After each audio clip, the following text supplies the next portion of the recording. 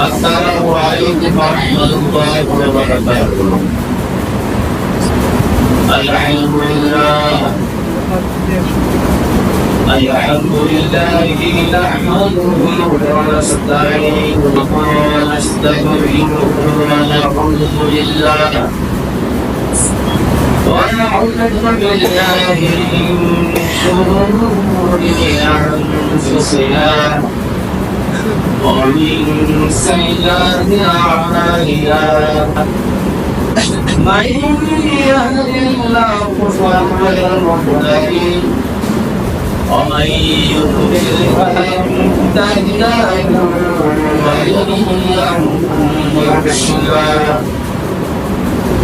ونشهد أن لا إله إلا الله وحده لا شريك له ونشهد أن سيدنا وحبيبنا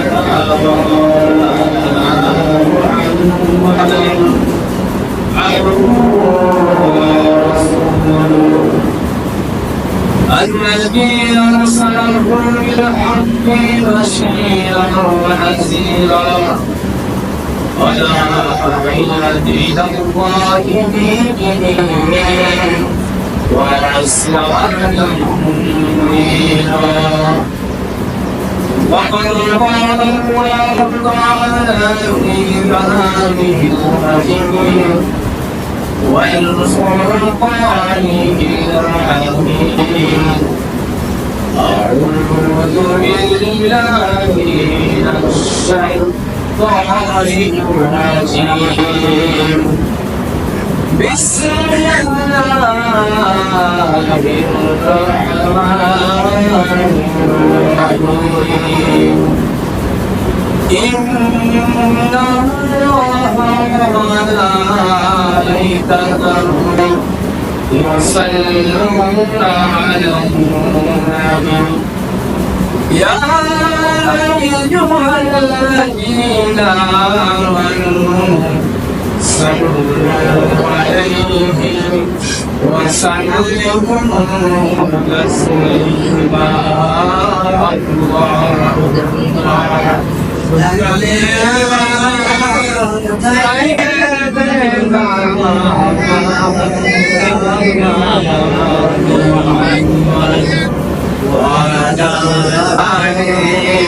سيدنا مولانا محمد اللهم صل على سيدنا مولانا محمد وعلى آل سيدنا مولانا বিশ্বপুরে জাহাঙ্গীর ছোঁয়াছে সকলের জন্য বাঙালির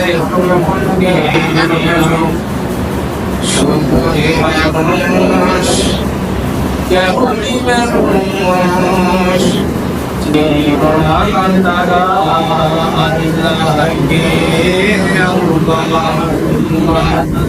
صل على سيدنا مولانا محمد وعلى آل سيدنا مولانا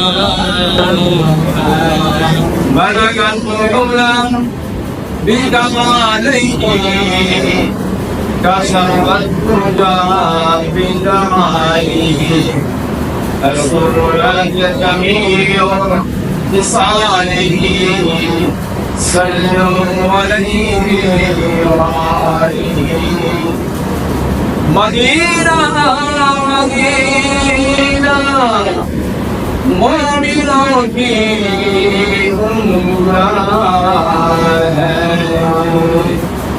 دیندار مدینہ عاشقوں کی تمنا ہے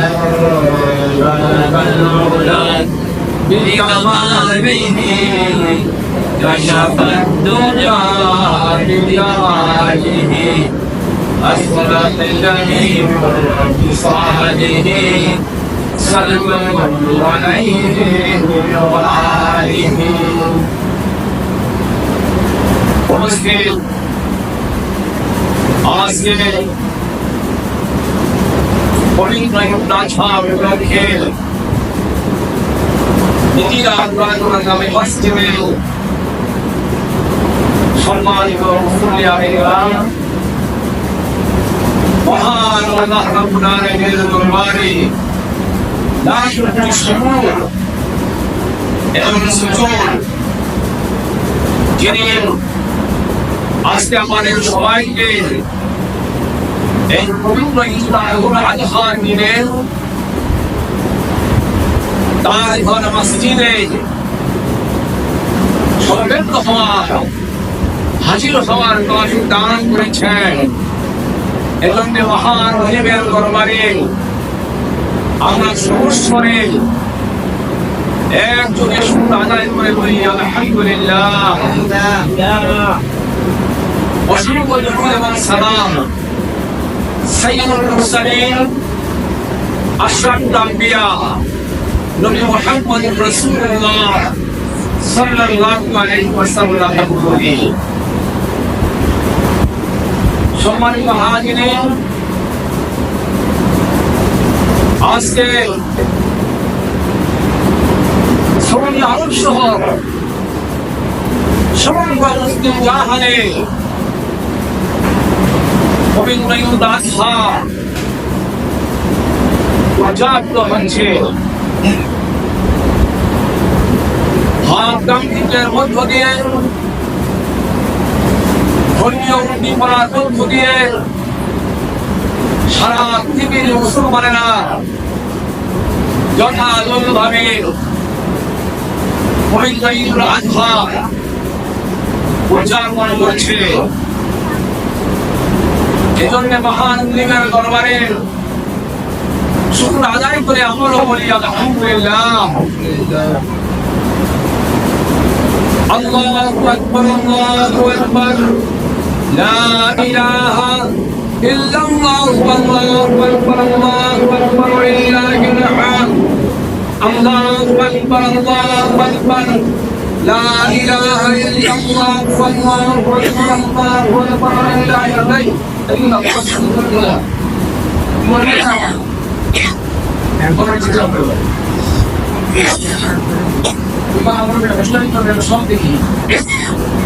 الله أكبر الله أكبر لا إله إلا الله والله أكبر الله أكبر لله الحمد الله أكبر الله أكبر لا إله إلا الله والله أكبر الله أكبر لله الحمد الله أكبر الله أكبر لا إله إلا الله والله أكبر الله أكبر لله الحمد। হযরত ইব্রাহিম আলাইহিস সালাম মুসলমানদের জাতির জনক, মুসলমানদের জাতির পিতা, আমাদের সকলের জাতির পিতা, ঠিক কিনা? ইব্রাহিম আলাইহিস সালামকে তার জীবনে আল্লাহ রাব্বুল আলামিন অনেকগুলো পরীক্ষা দিয়েছেন। অনেকগুলো পরীক্ষার মধ্যে, অনেকগুলো ইমতিহানের মাঝে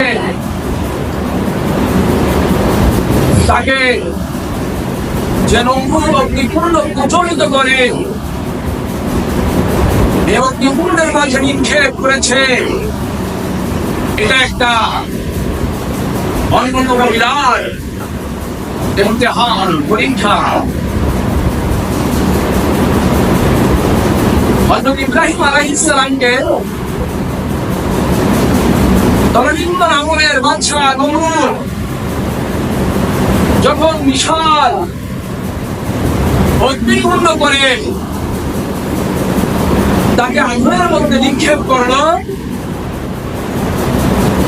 আগুনের মধ্যে নিক্ষেপ করে নমরুদ খেয়াল করে তাকিয়ে দেখলো যে এই প্রকাণ্ড অগ্নিকুণ্ডের মাঝে, এই প্রজ্বলিত আগুনের মাঝে তো ইব্রাহিম জ্বলছে না, ফুলের বাগানের মাঝে সুন্দর শান্তিপূর্ণ ভাবে বসে আছে। সুবহানাল্লাহ।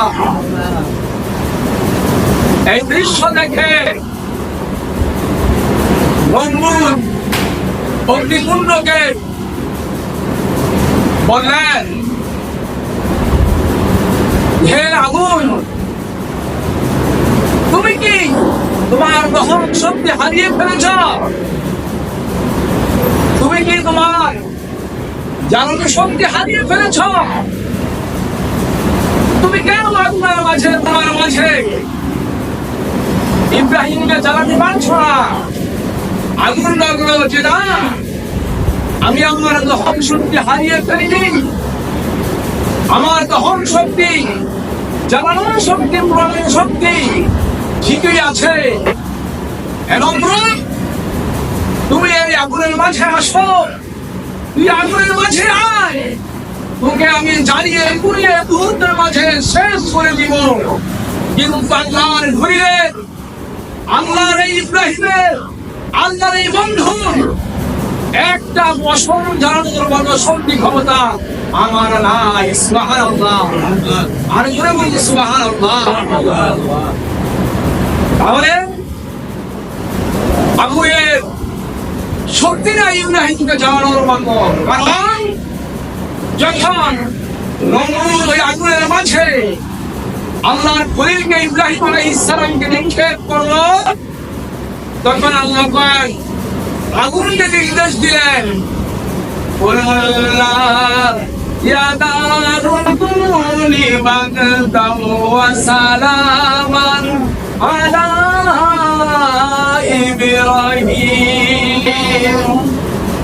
হে আগুন, তোমাকে আমি আদেশ করছি, তুমি আমার খলিলের জন্য, আমার বন্ধু ইব্রাহিমের জন্য শান্তিদায়ক ঠান্ডা হয়ে যাও।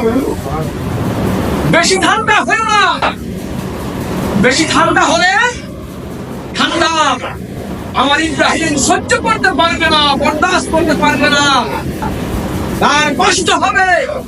তুমি এমন ঠান্ডা হও যে ঠান্ডায় আমার শরীর, আমার ইব্রাহিম, আমার বন্ধু শান্তি অনুভব করতে পারে। ইব্রাহিম আলাইহিস সালামের জন্য ওই প্রজ্বলিত অগ্নিকুণ্ড শ্রেণী আল্লাহ রাব্বুল আলামিন শান্তিদায়ক ঠান্ডা করে দিয়েছিলেন। জোরে বলবেন না সুবহানাল্লাহ। আল্লাহুম্মা সাল্লি আলা সাইয়্যিদিনা মুহাম্মাদ ওয়া আলা আলি সাইয়্যিদিনা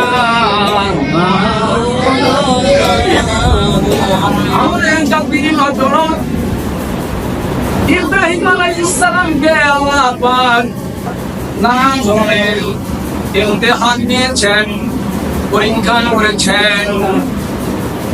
আমরা ইব্রাহিমের রূহানি সন্তান, তার আধ্যাত্মিক পুত্র, আমাদের প্রতি আল্লাহ রাব্বুল আলামিন পরীক্ষা নিবেন, ইমতিহান নিবেন। হযরত ইব্রাহিম আলাইহিস সালামকে আল্লাহ পাক স্বপ্নে দেখালেন যে হে ইব্রাহিম, তুমি তোমার প্রিয় বস্তু, প্রিয় জিনিস জবেহ করো, কুরবানি করো। হযরত ইব্রাহিম সালাম আল্লাহ রাব্বুল আলামিনের দেখানো এই স্বপ্নে চিন্তিত হয়ে পড়লেন যে আল্লাহ রাব্বুল আলামিন আমাকে আমার সবচেয়ে প্রিয় জিনিস, প্রিয় বস্তু কুরবানি করতে বলছে, জবেহ করতে বলছে। চিন্তা ভাবনা করে আল্লাহর খলিল ইব্রাহিম পরের দিন 100 গরু জবেহ করলো, কুরবানি করলো। সুবহানাল্লাহ, সুবহানাল্লাহ। 100 গরু জবেহ করার মতান্তরে 100 উট জবাই করেছিল। উট হোক আর গরু হোক, এই 100টি পশু জবাই করার পরে আবার পুনরায় পরের রাত্রে আল্লাহ পাক ইব্রাহিম আলাইহিস সালামকে স্বপ্নে দেখালেন, হে ইব্রাহিম, তুমি তোমার সবচেয়ে প্রিয় বস্তু, ভালোবাসার জিনিসকে কুরবানি করো। পরের দিন ইব্রাহিম আলাইহিস সালাম ভাবলেন, হয়তো আল্লাহ পাক আমার 100 কুরবানিকে কবুল করেন নাই, তার কাছে গ্রহণযোগ্য হয়নি, তাই তিনি আরো 100টি গরু কুরবানি করলো, আরো 100টি পশু জবাই করলো। 2 দিন 100 করে 200টি পশু জবাই করার পরে, কুরবানি করার পরে তৃতীয় রাত্রে আবার আল্লাহ পাক ইব্রাহিম আলাইহিস সালামকে স্বপ্নে দেখালেন, হে ইব্রাহিম, আমি তোমাকে তোমার সবচাইতে প্রিয় বস্তু, ভালোবাসার জিনিস কুরবানি দিতে বলছি।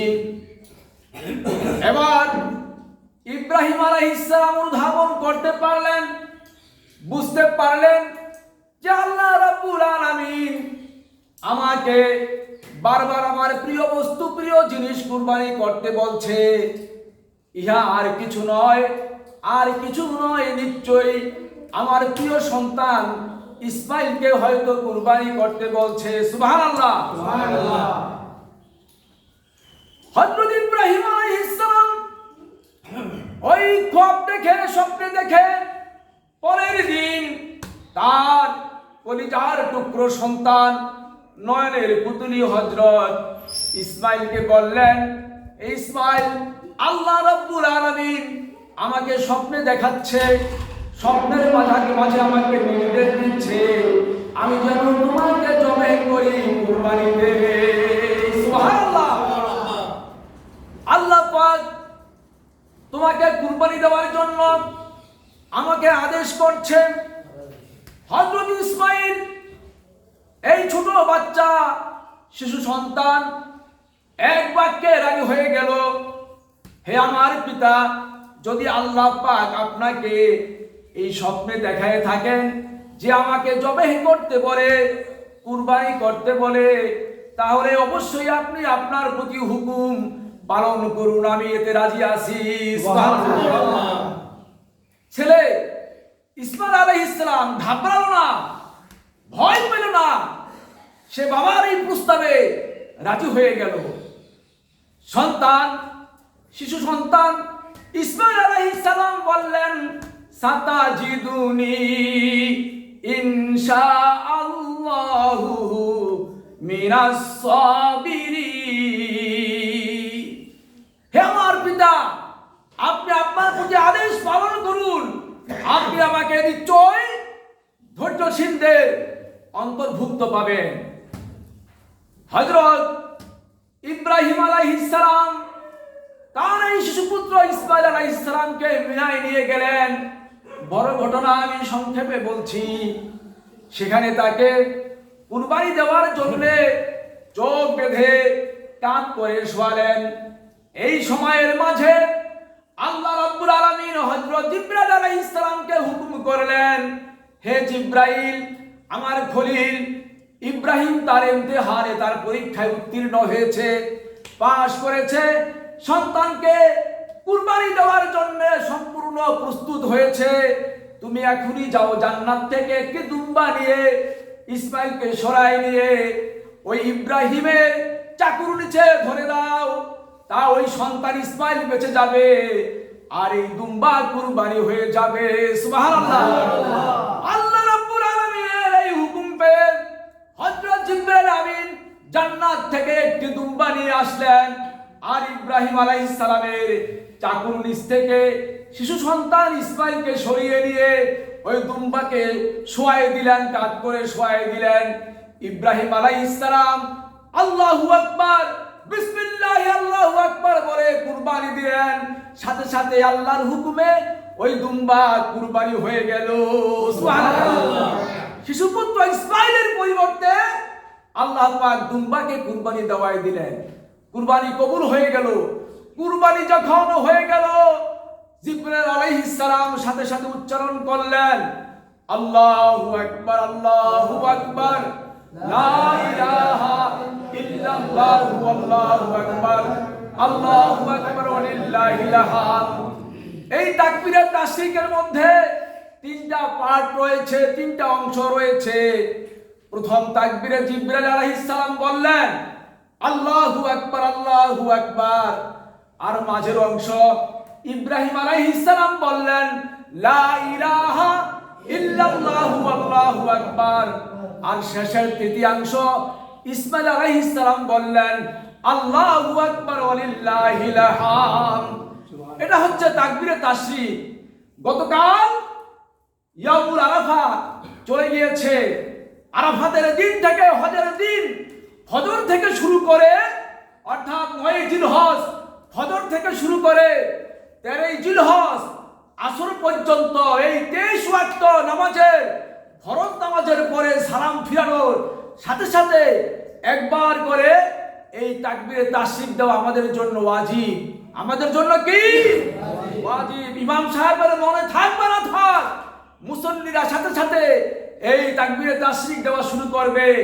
আল্লাহু আকবার, আল্লাহু আকবার, লা ইলাহা ইল্লাল্লাহু, আল্লাহু আকবার, আল্লাহু আকবার ওয়া লিল্লাহিল হামদ। আর মা বোনেরা তাদের ঘরে তারা নামাজ পড়বে, তারা নিচু স্বরে, উচ্চ স্বরে নয়, নিচু স্বরে এই তাকবীর তারা দিবে। এই তাকবীর দেওয়া, তাকবীরে তাশরিক দেওয়া 23 ওয়াক্ত নামাজে তাকবীর দেওয়া কি ওয়াজিব। না দিলে আমরা গুনাহগার হব। আর এই তাকবীর আদায় করলে আল্লাহ পাকের পক্ষ থেকে আমরা অনেক সওয়াব লাভ করব, বলে আমিন।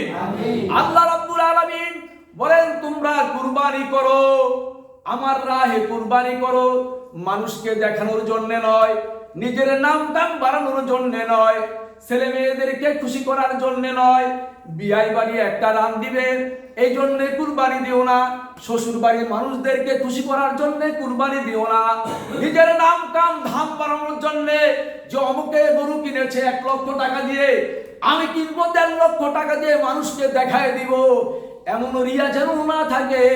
আর রিয়া ও শিরকুল কফি, রিয়া হলো মানুষকে দেখানো ইবাদত, হলো শিরক, মানুষকে দেখানো ইবাদত হলো কি শিরক, শিরক, কোনো লাভ হবে না। তাহলে কুরবানি মানুষকে দেখানোর জন্য নয়, অহংকার আসবে না, হিংসা আসবে না, দেমাগ আসবে না। কুরবানি আমরা দিব কেবলমাত্র শুধুমাত্র আল্লাহ রাব্বুল আলামিনকে রাজি খুশি করার জন্য, আল্লাহকে খুশি করার জন্য। আল্লাহ পাক আমাদেরকে সহি নিয়তে কুরবানি দেওয়ার তৌফিক দান করুন, বলে আমিন। আসসালামু আলাইকুম ওয়া রাহমাতুল্লাহি ওয়া বারাকাতুহু।